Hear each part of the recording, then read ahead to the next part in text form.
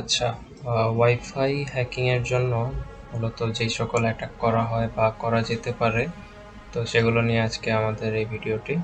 তো আমরা এই ভিডিওটি টোটালি এডুকেশনাল পারপাসে বানাচ্ছি। কেউ যদি এটাকে মিস ইউজ করে বা কারো ক্ষতি করার জন্য করে, তার জন্য cyber safety first Bangladesh group দায়ী থাকবে না। আর যারা ভিউয়ার্স আছেন তারা দয়া করে এটার কোনো খারাপ ব্যবহার করবেন না। তো আমাদের প্রথমত যে জিনিসটা লাগবে, আমাদের একটা NodeMCU বোর্ড লাগবে। তো আপনারা যে বোর্ডটা প্রয়োজন হবে সেটা হচ্ছে ESP8266 বোর্ড। তো আপনারা এটা দারাজে খুব কম মূল্যে এটাই কিনতে পারবেন। তো এটির পরে যা লাগবে সেটা হচ্ছে আমাদের একটা আইডিই, আরডুইনো আইডিই। আর আমাদের যে কোডগুলো লাগবে সেগুলো হচ্ছে এখানে। তো আরডুইনো আইডি ইনস্টল করার পর আমাদের কিছু সেটিংস করে নিতে হবে।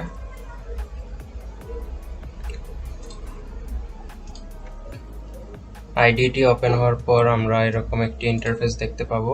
তো আমরা এখান থেকে ফাইলসে যাব এবং প্রিফারেন্স, আর এখানে অ্যাডিশনাল বোর্ড ম্যানেজার ইউআরএল এ আমাদেরকে এই ইউআরএলটা ব্যবহার করতে হবে। তা না হলে আমাদের যে ESP8266 বোর্ডটা আছে সেটার রিকোয়ার্ড ফাইল বা লাইব্রেরিজগুলো আমরা ব্যবহার করতে পারবো না। তারপর আমাদের চলে আসতে হবে টুলসে আসার পর বোর্ড থেকে বোর্ড ম্যানেজার, আর এখান থেকে আমাদেরকে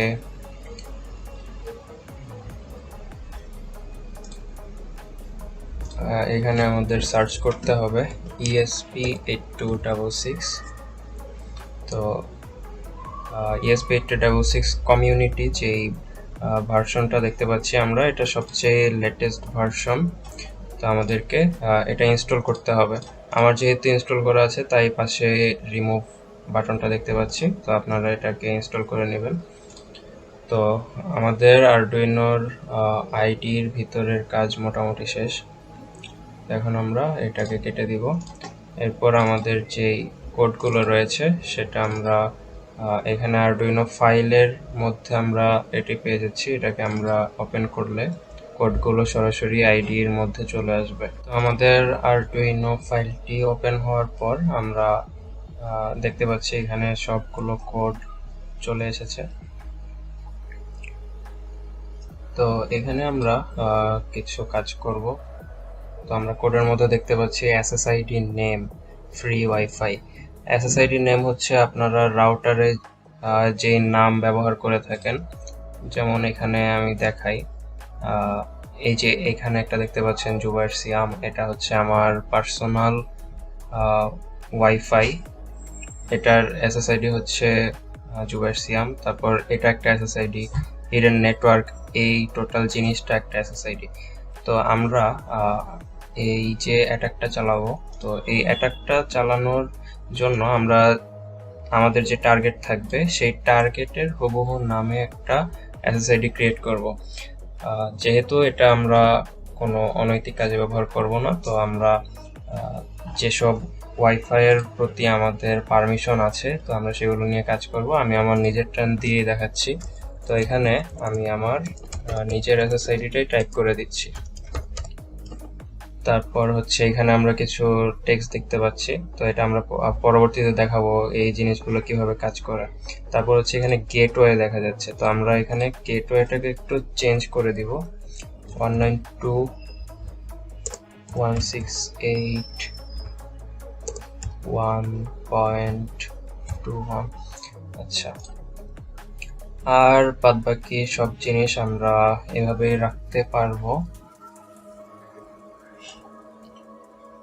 আচ্ছা, তো এখন আমরা এইটাকে ভেরিফাই করব, দেখব যে আমাদের এই কোডে কোনো রকমের এরর আসে কিনা।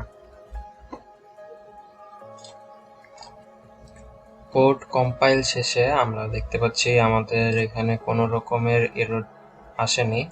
এরর আসলে এখানে উল্টাপাল্টা কিছু লেখা আসতো যে কোন লাইনে কি মিসিং বা কিছু একটা এই টাইপের এরর আমরা দেখতে পারতাম, কিন্তু আমাদের কোডটা একদম ঠিক আছে, তাই কোনো রকমের এরর আসেনি। আচ্ছা, তো এখন আমাদের কাজ হচ্ছে আমাদের যে ESP8266 বোর্ডটা রয়েছে সেটাকে আমাদের পিসির সাথে কানেক্ট করতে হবে। ESP8266 বোর্ডটা কানেক্ট করার পর আমরা এখান থেকে আমরা টুলসে আসবো।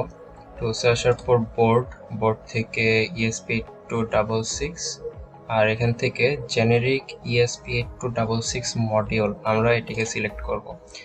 আর আরেকটা জিনিস আমাদেরকে সেট করতে হবে, সেটা হচ্ছে পোর্ট। হ্যাঁ, পোর্টে আসার পর এখানে আপনাদের অটোমেটিক ডিটেক্ট করতে পারে, আর যদি ডিটেক্ট না করে তাহলে এভাবে ম্যানুয়ালি এসে কম4 বা আপনাদের 2 3 বা এই টাইপের কিছু শো করবে, আপনারা সেটি সিলেক্ট করে দিবেন।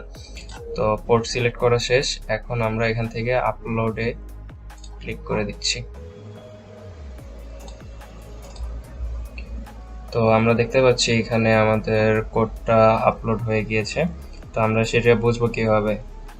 এখানে আমরা এই লাইনটি দেখতে পাচ্ছি, hash of data verified leaving hard resetting via RTS pin.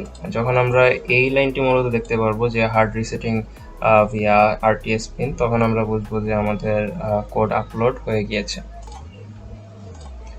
Code upload শেষ হয়ে যাওয়ার পর আমরা যখন আমাদের ওয়াইফাই দেখি, তো এখানে দেখতে পাচ্ছি যে সেম ওয়াইফাই দুটো নামে সেভ হয়ে গিয়েছে।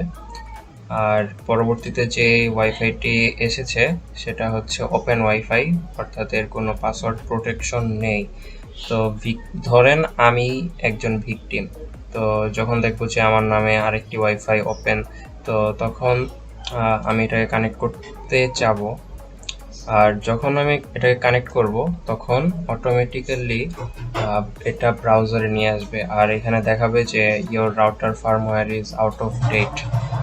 মূলত এই লেখাগুলা আমরা আরডুইনোর যে কোড ফাইলটা রয়েছে, এই যে দেখতে পাচ্ছেন define body your router firmware is out of date, এটাকে আপডেট করতে বলছে। তো আমরা কিন্তু চাইলে এইখানকার টেক্সটগুলোকে চেঞ্জ করে দিতে পারি আমাদের সুবিধা মতো।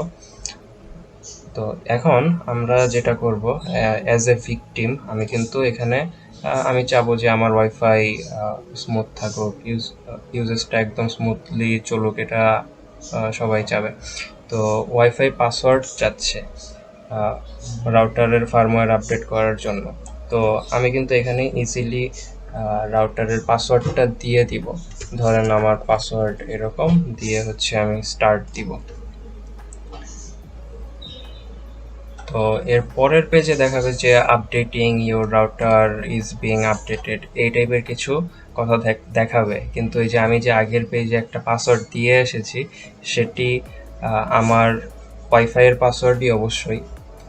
তো এখন হ্যাকার করবে কি, যেই পাসওয়ার্ডটা দেওয়া হয়েছে সেটি তার যে ESP8266 বোর্ড আছে সেটার মেমোরিতে কিন্তু সেটা স্টোর হয়ে গিয়েছে। আর একজন হ্যাকার কিন্তু খুব সহজেই এই যে ওয়াইফাইটা রয়েছে সেটার পাসওয়ার্ড খুব সহজেই ধরে নিতে পারে।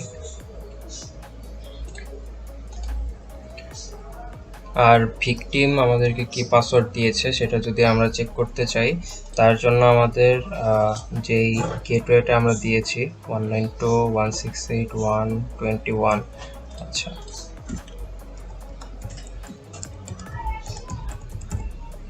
এই গেটওয়ে লেখার পর স্ল্যাশ দিয়ে পাস লিখতে হবে। তো এখন কিন্তু আমরা দেখতে পাচ্ছি যে পাসওয়ার্ডস, আমি কিন্তু একটা পাসওয়ার্ড সেখানে দিয়েছিলাম, যদি এটা একটা ডামি পাসওয়ার্ড, আমার রিয়েল পাসওয়ার্ড আমি দেই নাই, তবে সেই পাসওয়ার্ডটা কিন্তু এখানে আমরা দেখতে পাচ্ছি। তো খুব সহজেই কিন্তু এটা এক ধরনের ফিশিং অ্যাটাকের মাধ্যমে ওয়াইফাইয়ের পাসওয়ার্ড চুরি করে নেওয়া যায়। আর এই ভিডিওটি বানানোর মূল উদ্দেশ্য ছিল যেন আপনারা এই সমস্ত ফিশিং অ্যাটাক থেকে নিজেদেরকে রক্ষা করতে পারেন। সেটার জন্য আপনারা যদি কখনো দেখেন যে আপনার ওয়াইফাই এর নামে সেম কোনো ওয়াইফাই পাসওয়ার্ড প্রোটেকশন ছাড়া রয়েছে, অবশ্যই সেটাকে কানেক্ট করবেন না। আর যদি এরকম পাসওয়ার্ড দেওয়ার কোনো অপশন আসে, সেটা আপনি অবশ্যই যাচাই করে নেবেন যে সেটা আপনার রাউটারের কিনা। মূলত সেই রকম কোনো ইন্টারফেস আসে না যদি না আপনি রাউটারে কোনো কিছু নিজে থেকে করেন। তো এগুলো আপনারা সতর্ক থাকবেন আর এভাবে নিজেদেরকে সেফ রাখবেন। ধন্যবাদ।